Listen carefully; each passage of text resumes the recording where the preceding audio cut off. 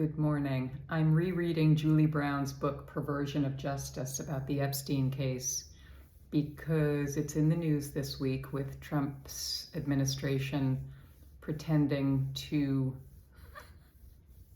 respond to congressional oversight subpoenas with meaningful information. It is not meaningful information, and it won't be, because Trump controls the DOJ and won't let them, no doubt, release a single piece of paper of any import. The cover-up continues. And number two, because these crimes and the sweetheart deal that Epstein got all happened in the congressional district where I'm running for Congress. So the girls were picked up, lured by Ghislaine Maxwell in West Palm Beach, and Epstein lived on Palm Beach Island, both of which are in this district. And many of the players at the time were, who were part of the sweetheart deal are still here. First and foremost, Barry Krischer. He was the Palm Beach County State Attorney in 2006 when Palm Beach police detectives were ready to bring a case against Epstein. They had 34 victims, 17 of whom were ready to testify. Some had alleged rape. They were all underage, mostly 16 and under. So middle and high school girls. And as we know, most of us, Epstein was rich enough to pay for any high-end prostitute, but that's not what he liked. His prey were, quote, waif-like, prepubescent girls from troubled backgrounds who needed money and had little to no sexual experience.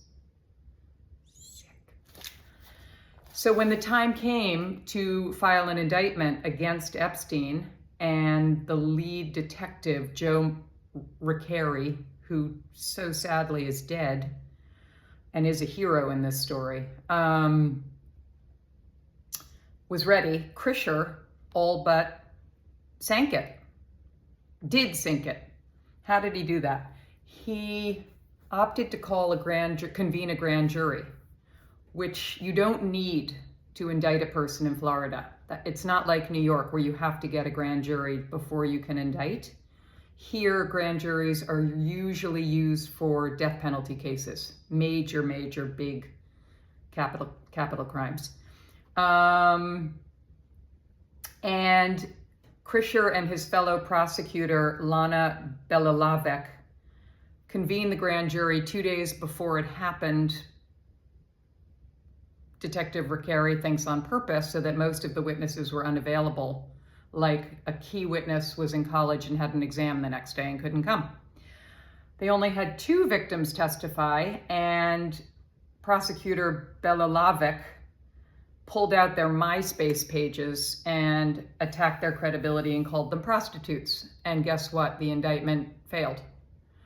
And then the next step was Krischer and Alex Acosta, the federal prosecutor, major player here, still alive, lives in Coral Gables, I believe, and Krischer is still alive, lives in West Palm Beach, entered that sweetheart deal that not only gave Epstein the bare minimum, but granted immunity to anybody implicated, past and future, people we didn't even know were part of this crime, which is beyond unusual and indefensible, in my opinion. So this is the part I want to get to in this book, which is so well written, and I recommend it. And my dog chewed it. Julie writes that Detective Recarey thinks Krischer threw the case because, quote, it was part political. Epstein was $1 million donor to the Democratic Party, which controls Palm Beach. Krischer was reminded that Clinton was friends with Epstein, and there were a lot of other political heavyweights also tied to Epstein, including George Mitchell. If Epstein's secrets got out in a big way, it would hurt the party. So here we are, partisan politics over human rights and justice. Krischer was a powerful force in Palm Beach politics, and it was up to him to contain the case. And then Julie writes, and I need you to hear this because it's so important. The divide is not Republican versus Democrat. It's the rich and powerful versus everyone else. This is a big part of my political platform, which is campaign finance reform and tax reform are desperately needed to save our democracy and keep the powerful and rich from getting sweetheart deals, not held accountable because they have outsized political power. The one other person I want to mention in here who is just vile, according to this book and the facts, is Alan Dershowitz. Epstein hired the dreamiest team possible of defense lawyers, many of them calculated to get people off the case because they were related to prosecutors. And anyway, it was all just uncannily calculated, and it worked. So Dershowitz shows up in Palm Beach, and Krischer meets with him, and apparently is so wowed by Dershowitz's mad dog aggressive style. You know, Dershowitz represented O.J. Simpson, so he's been a part of a lot of dream teams. Dream teams. Blech.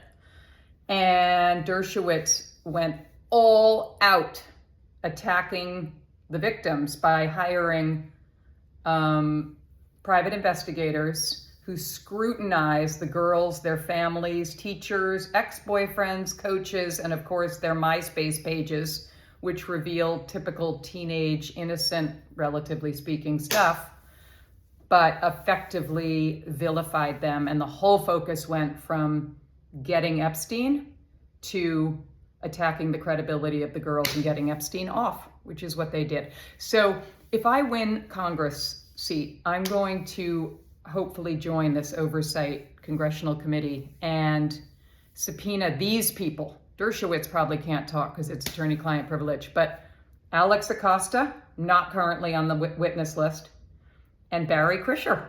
These are at the core of what happened, and we need their sworn testimony to understand this case.